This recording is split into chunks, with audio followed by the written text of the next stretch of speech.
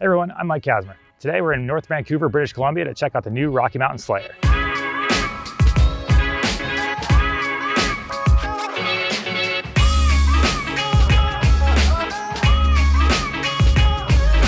Slayer's been in Rocky's lineup since all the way back in 2001. Back then, it was a successor to the Pipeline, which is one of the first free-ride mountain bikes to hit the market.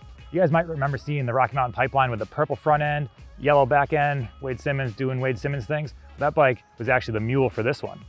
The frame shape was a little bit different, but the suspension kinematics, that's the bike they were using to test in order to come up with this design. So kind of a cool little bonus sneak peek that people got. Didn't even realize they were looking at what would be the future Slayer. Now, for 2020, it's going to be coming in a 27.5-inch version and a 29-inch version. 29-inch bike has 170 millimeters of travel front and rear, and the 27.5 version has 180 millimeters front and rear.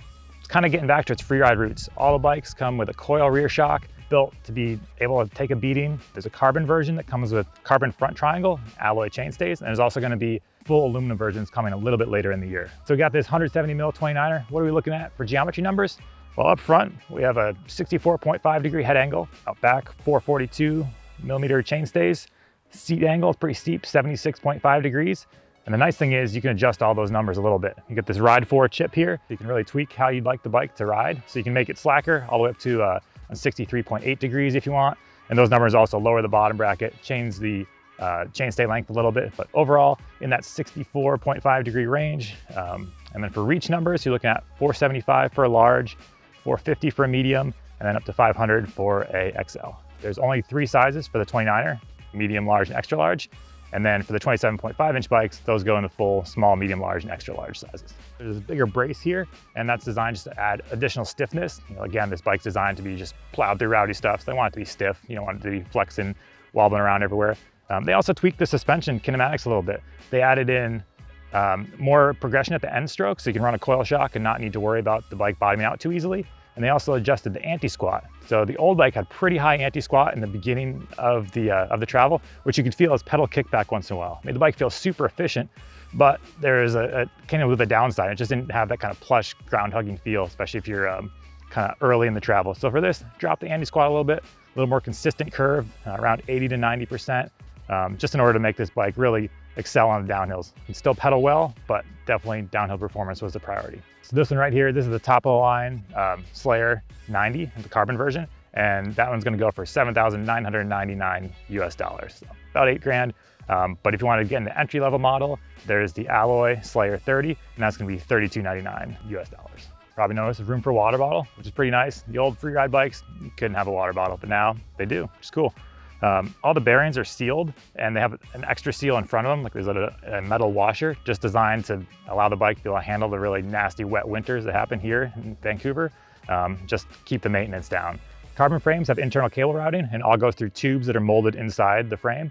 And then the alloy versions, those also have internal cable routing, but the housing runs through little pieces of foam. Still keeps it quiet, just not quite as fancy, I guess. You've got room for up to a 2.6-inch tire in the back. Another nice thing on tires, they come with double down casing tires. So Maxxis is kind of in between EXO casing and a DH casing, a little thicker, a little burlier.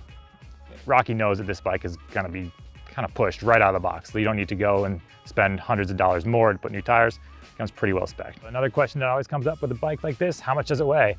We haven't put it on our official scale yet, but Rocky claims that the size medium, carbon 90, like this one you see here, this is a large, but a size medium weighs in at 33.8 pounds for the 29-inch version and 33.5 pounds for the 27.5 version. So not super light, but remember that's a double down casing, alloy rear end, so pretty reasonable all in all, especially considering we're talking about a bike with either 170 or 180 millimeters of travel. So like I said, I'm here in North Vancouver and spending the last 2 days just getting the initial first few rides on this bike and some of the terrain that it was designed for. So we're talking rides with really steep rock rolls, some nice loamy bits, some really chunky, awkward, weird stuff, a bit of climbing mixed in there.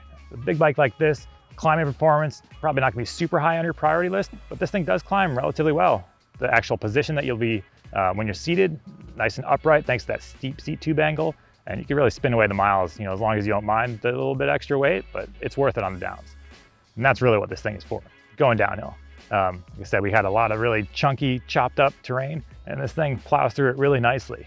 The interesting thing is it doesn't feel like a really big bike. There are other models from other companies in this genre where you'd call them like a mini downhill bike. Bikes that just feel like you should be just smashing out World Cup laps. But this one, You can go through the big gnarly terrain, but it's also really relatively maneuverable. You know, like pop off little trailside features and gets a little tighter. It just doesn't feel too long or too overwhelming. So I think they kind of hit that nice balance. There you have it. That's the 2020 Rocky Mountain Slayer. We're gonna be putting a bunch more miles on this bike over the coming months, so you can look for our long-term thoughts on it in the future. Thanks for watching.